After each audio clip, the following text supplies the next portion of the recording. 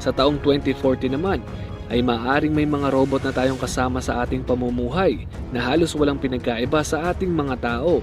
Sa bahay man o maging sa mga kapulisan, kasakasama nila ito para isakatuparan ang kaayusan sa paligid. Inaasahang halos 25% ng makakasalamuha natin o makakasalubong natin sa daan ay cyborg na.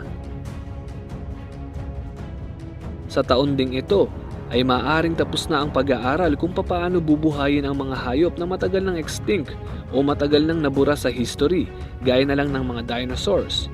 Sa mga oras na mangyari ito ay magiging sobrang weird ng paligid. Sa atin palang mga tao ay kinakapos na tayo sa ating pangangailangan.